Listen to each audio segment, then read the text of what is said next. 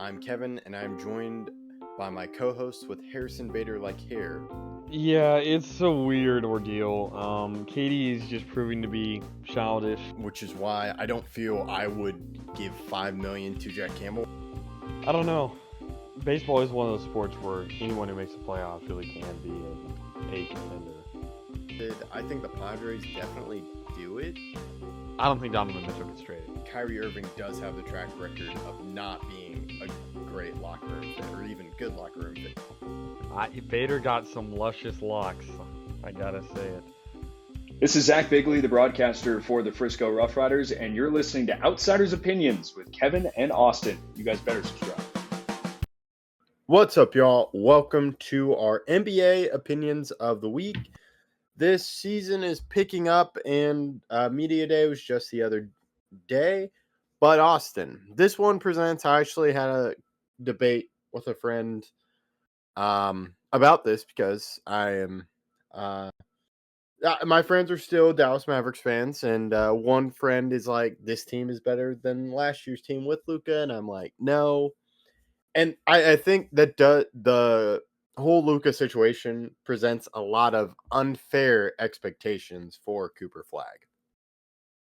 Yeah, I think the defense is better than last year. It's just going to be what time does Kyrie come back and what does that look like. But in regards to Cooper Flagg, he is Wemby level expectations. Maybe not to be as freakish as Wemby, but pretty close. I mean, he's supposed to be a player that can impart a lot of success on this Dallas team. And just like Luka was supposed to be, he's supposed to be a Maverick for life.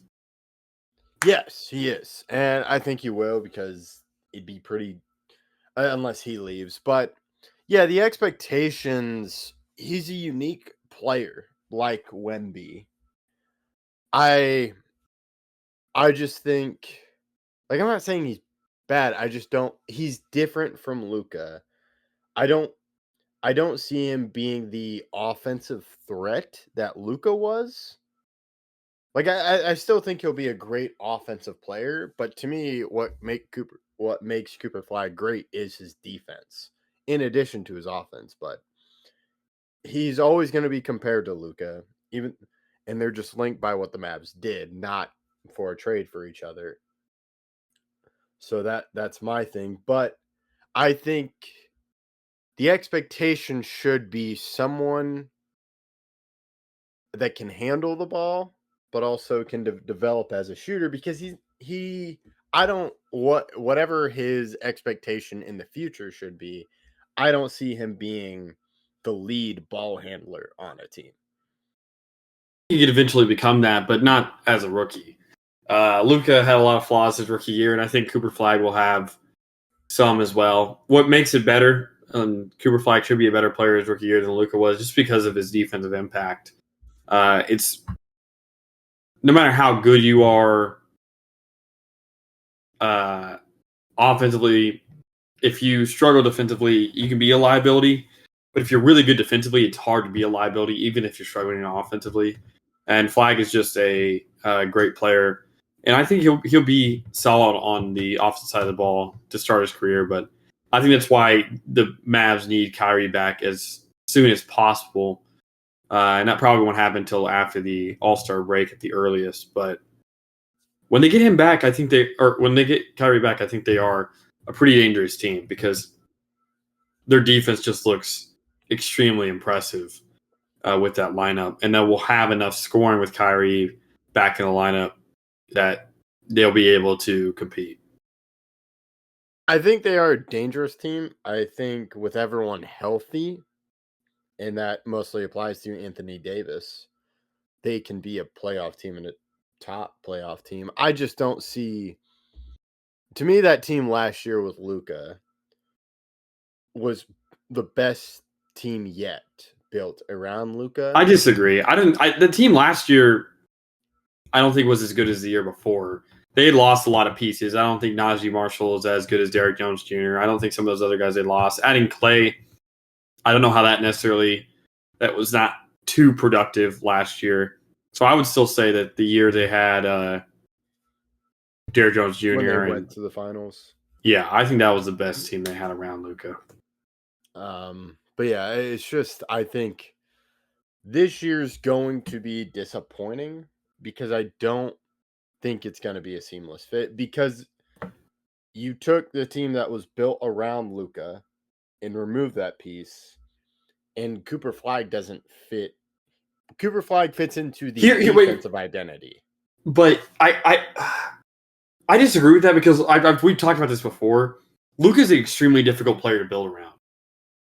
Flagg isn't, because Flagg is so good defensively that even on his worst days, he's still producing in a positive manner on the one side of the ball. But Luka's not the best without the ball in his hands on offense, even. So it's hard to build around him. You also need players that could shoot, because if he's going to ball handle, he sometimes needs to drive to the paint. You need guys around him that can shoot so that it actualizes his best potential. With Flagg, that's not really the case. He's not going to be the primary ball handler all the time. They have D'Lo, who should be solid. He was good last year. And so I think Flagg is easier to build around than Luka. A lot of players that play really very elite defense are easy to build around, in my opinion. Yeah, I'm not saying he's not. I think he is easier to build around, and it builds a defensive identity. I just think it creates a problem currently with the offense around him. Well, if Because AD is healthy, I don't necessarily think that's going to be too much of an issue, because they're going to be the best defense or close to the best defense in the league. So they just have to outscore the other team, which shouldn't be too difficult as long as their defense is playing to its abilities.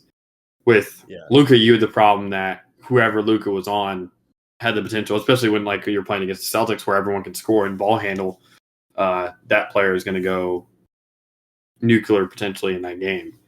So they're definitely going to have some problems offensively, but I think they've addressed some of those, at least to bridge the gap until Kyrie gets back.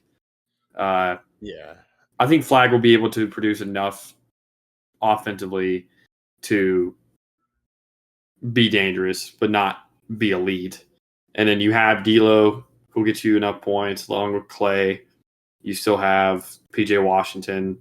He's AD when he's healthy, Derek Lively, some of these other guys. So I think they have enough offensive. Obviously, it's not a great offensive team as it stands without Kyrie, but I don't think it's a bad offensive team.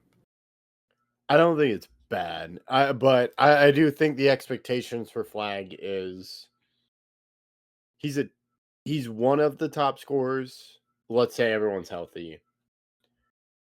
Kyrie's probably the primary scorer or leading the team in points scored per game, and then Flagg. See, when Kyrie comes back, it's probably Anthony Davis that's the leading scorer on the team. Because Anthony Davis. So where does Cooper Flagg? I would say Cooper Flagg's is like third to fifth. I think he should probably be third. I don't know if he should be third. I think people expect PJ Washington to kind of get a bigger role, and he did score a lot of points towards the end of last year. They also have D'Lo, who averaged a fair amount of points last time he was starting with Brooklyn. So I think the expectations are a lot higher for him on defense than they are on offense. They expect him to be capable on offense, so, but his contributions on defense are what make him such a great prospect, because the potential can always be there offensively. And I think he has a lot of potential offensively. I think his playmaking is extremely underrated. Now he needs to improve his ball handling and his shooting capabilities, but his defense is remarkable. Okay. So yeah, it's more showing up on the defensive end or not being a liability on defense in his rookie year. Well, I think the expectations for him defensively are to be the second best defensive player on the team. Okay. All right. Yeah, I can see that. And we'll have to see what happens. And I think he's a great defensive player in his rookie year and a solid offensive player in his rookie year. Yeah, they expect him to be solid offensively. I think, again, see growth throughout the season. And his life will be made significantly easier once Kyrie comes back. Yeah, and we'll keep you updated through that. Let us know your thoughts in the comments. We appreciate you listening to Outsiders Opinions.